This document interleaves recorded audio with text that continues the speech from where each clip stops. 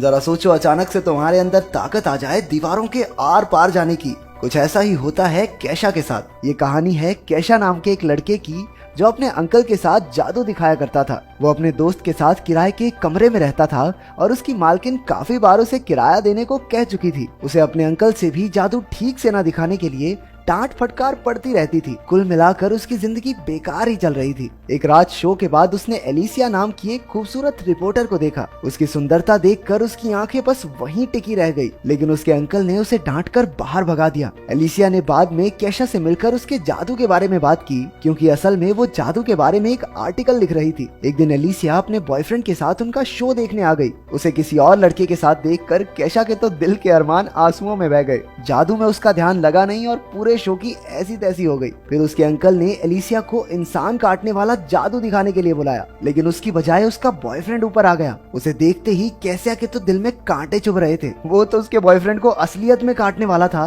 कि उसके अंकल ने जादू संभाला। बाद में अंकल ने उसकी इस खतरनाक बेवकूफी की वजह से उसे नौकरी से ही निकाल दिया। लेकिन कैशा का मानना था कि अगर गोलकीपर खड़ा हो तो क्या हम बॉल शूट भी ना करें। उसे कोई परवाह नहीं थी कि एलिसिया का बॉयफ्रेंड है, वो तो बस उसे पटाने में लग गया। उसे लगता था कि अगर वो अमीर और हैंडसम होता तो एलिसिया जरूर उसकी हो जाती, लेकिन ऐसी किस्मत उसकी थी नहीं। इसके बाद उसने चुपके चुपके एलिसिया और उसके बॉयफ्रेंड का पीछा किया, लेकिन उनके घर में तो बेहद टाइट सिक्योरिटी थी। कैशा हताश होकर नीचे ही सिगरेट पीने बैठ गया। अचानक एक भिखारी आया और उसकी सिगरेट जला दी। फिर उसने कैशा से $20 उधार मांग लिए। इसके बदले उसने कैशा की कोई भी इच्छा पूरी करने का वादा किया। कैशा बहुत निराश था, इसलिए उसे कोई फर्क नहीं पड़ा कि ये भिखारी क्या बक रहा है। उसने उसे $20 दे दिए, लेकिन उसी वक्त भिखारी अचानक से गायब हो गया। कैशा हैरान होकर खड़ा हुआ और अपने आप जादू से दरवाजे के आर पार हो गया। इसके बाद हमने देखा कि अगली सुबह उसके अंकल ने उसे कॉल करके वापस काम पर बुला लिया, क्योंकि वो अकेले कुछ संभाल नहीं पा रहा था। कैशा नींद में ही उठा और उसने जमीन पर पड़े ढेर सारे डॉलर्स पर ध्यान ही नहीं दिया। उसे तो ये भी एहसास नहीं हुआ कि वो दरवाजे के आर पार होकर जा रहा था।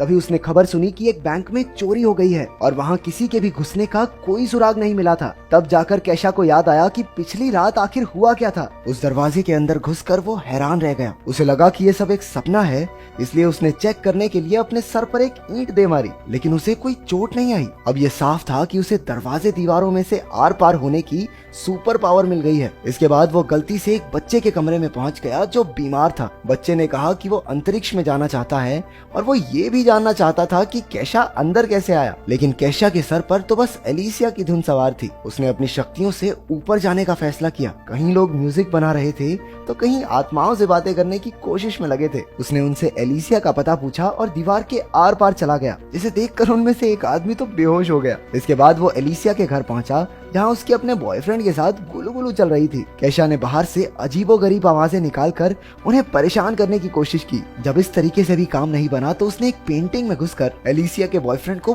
बुरी तरह डरा दिया। बाद में उसे याद आया कि वो शक्तियां मिलने के बाद बैंक गया था और उसने ढेर सारे पैसे निकाल लिए। अब उसकी जिंदगी एकदम बदल चुकी थी। उसने एक ऑडी भी खरीद ली और ऐश की जिंदगी जीने लगा। एक दिन जब वो अपनी गाड़ी में कहीं जा रहा था तो उसे एक पुलिस वाले ने रोक लिया। उसने अपनी शक्तियों का इस्तेमाल करके पुलिस वाले के जूते बांध दिए और उसे चकमा देकर भाग निकला। शाम को बैंक वाले उसके घर तक पहुंच गए, क्योंकि वो खुद ही बैंक में एक कागज पर अपना नाम और पता लिखकर छोड़ आया था। वो लोग उसे पैसे चुराने के लिए पकड़ने आए थे। अभी घर की मालकिन वहां आ गई और उसके दोस्त ने उसे बताया कि घर पुराना होने की वजह से अब गैस की पाइप कमजोर हो चुकी है। लेकिन वो तो कुछ सुनने को राजी ही नहीं थी। उसने गैस जला दी और उसी वक्त पूरे घर में जबरदस्त धमाका हुआ। अगर कैशा अपनी शक्तियों का इस्तेमाल करके उन्हें ना बचाता तो सब के सब जलकर खाक हो गए होते। इसके बाद कैशा और उसका दोस्त एक बड़े घर में रहने लगे। अब कैशा की बाकी लड़कियों से मिलकर जिंदगी के मजे लूटने की बारी थी। लेकिन जैसे ही उसने अपनी सॉक्स निकाली, वो एक ही झटके में पूरी बिल्डिंग से नीचे जा गिरा।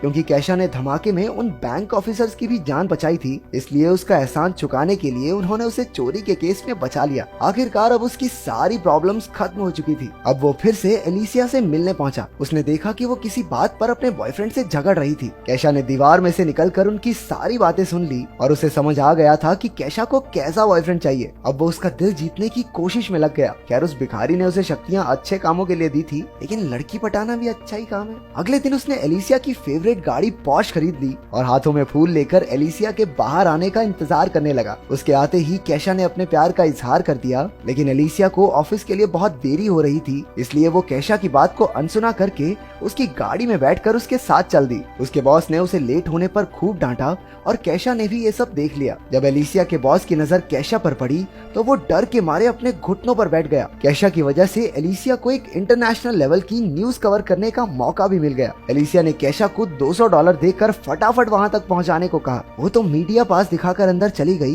लेकिन कैशा को सिक्योरिटी वालों ने पकड़ लिया। लेकिन उसे भला कौन रोक सकता है। वो अपनी शक्तियों का इस्तेमाल करके दीवार के पार चला गया। वो अंदर जाकर एलिसिया का पीछा करने लगा। अंदर एलिसिया आइसलैंड के प्रधानमंत्री से मिली और उसे उनका इंटरव्यू लेने का मौका भी मिला। वो खुशी के मारे पागल सी हो गई थी और उसने एक्साइटमेंट में कैशा को किस कर दिया। कैशा को अपनी किस्मत पर विश्वास ही नहीं हो रहा था। उसके यूं अचानक से किस करने पर कैशा बिल्कुल हक्का बक्का रह गया। अब उसे एलिसिया के साथ जिंदगी बिताने के सपने दिखाई देने लगे थे, लेकिन एलिसिया ने एक ही पल में उसके सारे सपने चकनाचूर कर दिए। उसने कहा कि उसे कैशा में कोई दिलचस्पी नहीं है। उस बेचारे का दिल एक बार फिर से टूट गया, लेकिन एलिसिया के मना करने के बाद भी उसने उसका पीछा नहीं छोड़ा। उसके करीब आने के चक्कर में कैशा उसके ऑफिस में आ पहुंचा और दीवार के पीछे छुपकर उसे छूने लगा। वो छिपकर एलिसिया को किस करना चाहता था, लेकिन अचानक वहां कोई दूसरा आदमी आ गया और कैशा का निशाना चूक गया। कैशा की ही वजह से एलिसिया के बॉस ने उसे एडिटर इन चीफ की नौकरी ऑफर की। उसने ये सब इसलिए किया क्योंकि गाड़ी में एलिसिया ने बताया था